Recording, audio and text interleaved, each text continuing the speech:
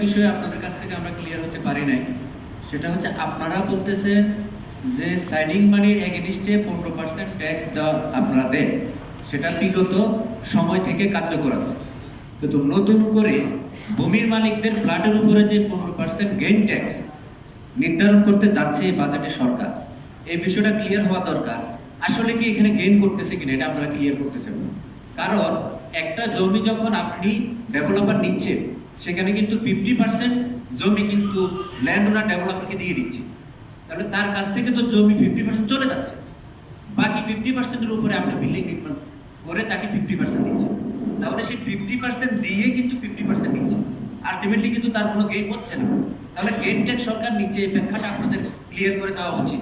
এই কারণে আপনারা সেটা বন্ধ চাচ্ছেন কিনা এটা ক্লিয়ার করা উচিত। ধন্যবাদ। ব্যাখ্যাটা আমি খুব ক্লিয়ার করে দিচ্ছি। অতীতে আমরা 5 কাঠা জমিতে ফর এক্সাম্পল 1 কোটি টাকা সাইনিং মানি দিয়েছি। এই 1 কোটি টাকা সাইনিং মানিতে সরকার 15% অর্থাৎ 15 লক্ষ টাকা ট্যাক্স পেয়েছে। এই বাজেটে ওই ট্যাক্সটা রয়েছে, বিদ্যমান যে আইন সেটি রয়েছে। অতিরিক্ত আপনার 5 কাঠা জমির উপরে 10টা ইউনিট হলো, আপনি পেলেন 5টা, ডেভেলপার পেলাম 5টা। আপনি কিন্তু ল্যান্ড ওনার, এই ল্যান্ড ওনারের 5টাতে আপনি বাজার মূল্যে অথবা মৌজা মূল্যে, এটি এখনো চূড়ান্ত না, আমরাও এখনো নিশ্চিত না, সেইটার উপরে 15% কর আপনাকে সরকারকে দিতে হবে। এখন আপনি ল্যান্ড ওনার, আপনার কিন্তু টাকা নেই। আপনার টাকা থাকলে আপনি নিজেই ভবন করতেন, আপনি নেই বলেই আপনি আমাদেরকে দিলেন। তাহলে এই যে আপনার 75 লক্ষ বা 1 কোটি টাকার ট্যাক্স যেটা আসবে, আলটিমেটলি এইটা গ্রাহকের উপরেই চাপাবে। ডেভেলপার তো তার পকেট থেকে টাকাটা দেবে না, আর আপনার জমি টাকা নেই বলে কিন্তু আপনি আমার কাছে দিয়েছেন। এইটি একটি মারাত্মক সাংঘর্ষিক, এবং জনগণ অর্থাৎ যাদের জমি রয়েছে এবং সাধারণ ক্রেতা তাদের উপরে একটি বোঝা করে দেওয়া হচ্ছে। এইটার আমরা চরমভাবে বিরোধিতা করছি। এটাকে সরকারকে প্রত্যাহার করতে হবে, এটি আমাদের দাবি। আমার মনে হয় যে ব্যাপারটা আপনারা সাংবাদিক বন্ধুরা ক্লিয়ার হতে পেরেছি আমরা।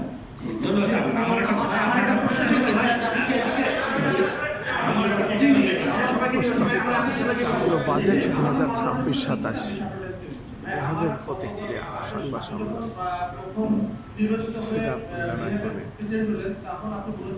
আমি ইউটিউব চ্যানেলগুলো প্রচার করে যাচ্ছি। এবার যে প্রস্তাব দেওয়া হয়েছে বাজেটে, এতে যে পরিমাণ আপনারা সম্ভাবনা ইতিহাস করতেছেন, নেগেটিভ আপনারা ধারণা করছেন, এতে কি ফ্ল্যাটের দাম বাড়বে কিনা? আপনাকে ধন্যবাদ। আমি আগেরটা একটু যোগ করছি। গভর্নমেন্ট যেটা আমাদের সাংবাদিক পরিচালক শেখ কামাল বলেছেন, গভর্নমেন্ট এটাকে ব্যাখ্যা দিয়েছেন যে মূলধনী মুনাফা কর। শেখ কামাল রাইটলি বলেছেন যে আসলে মুনাফা করতে হলো। এখানে বলা হচ্ছে যে ব্যাখ্যাটা ডাইরেক্ট আমি গেজেটটা বের করলাম, প্রস্তাবটা বের করেছি। সেখানে বলেছে মূলধন মুনাফা কর। এখন ওনার তো মূলধন থেকে তো আরো অর্ধেক চলে গেল, ডেভেলপারকে দিয়েই দিচ্ছে, এরপরে থাকলো তার অর্ধেক জমি। এখন বলা হয়েছে তারপর মুনাফা কোথেকে হলো? মুনাফা হয় ক্রয় বিক্রয় হলে। সাংবাদিক বন্ধুরা বলেন, ক্রয় বিক্রয় ছাড়া কি মুনাফা হয়? উনি একটা মালিক, ডেভেলপ করছেন অর্ধেক জমি ছেড়ে দিয়ে বাকি অর্ধেকের উপরে অর্ধেক ফ্ল্যাট পাচ্ছেন, তারপর তো ক্রয় বিক্রয় হয়নি। ওই ফ্ল্যাট যদি উনি বিক্রি করেন তাহলে সরকার আবার গেইন ট্যাক্স দেবে, ওনার আপত্তি নাই। ডাবল ট্যাক্সেশন, এবং এটা অন্যায়ভাবে, এটা আমি বলবো জুলুম করা হবে, এটা অবশ্যই বন্ধ করতে হবে। দ্বিতীয় কথা, আপনি যেটা বলছেন ফ্ল্যাটের দাম বাড়বে কিনা, আপনি দেখুন আমাদের সমস্যাটা এই জায়গাটাই। আপনাদের বাস্তবতা আমি বোঝার চেষ্টা করতেছি। আমাদের বেচা কেনা কিন্তু অন টাইম ডিল না, ইটস নট এ মোবাইল যে আপনি কিনলেন সাথে সাথে আপনি গেল।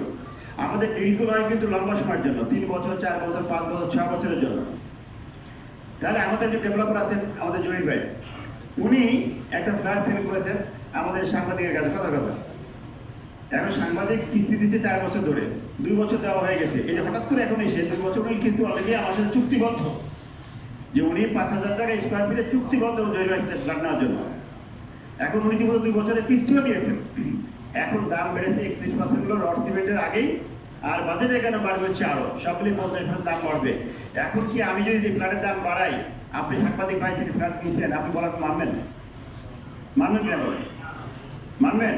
কারণ আপনি বলে আমার সাথে চুক্তি আছে এবং আমি 2 বছর অলরেডি কিস্তি দিয়েছি, ভাই আমি 1 বছর বাড়াতে পারবো না। তাহলে કોઈ ডেভেলপকে বিল্ডিং বানাতে পারবে, আপনাকে দিতে পারবে? এই বাস্তবতা সরকারকে বুঝতে হবে। যে এই ব্যবসাকে এই কেনাবেচাটা কিন্তু অন টাইম ডিল না, এটা লম্বা সময় ধরে চলে ডিলটা। সেই বাস্তবতা বুঝে সরকারকে আমরা তাদের বলেছি যে আমাদের নীতি সাপোর্ট দিতে হবে, আমাদেরকে নীতি সাপোর্ট দিতে হবে। সরকারের নীতি সাপোর্টে অনেক সুযোগ আছে, কিন্তু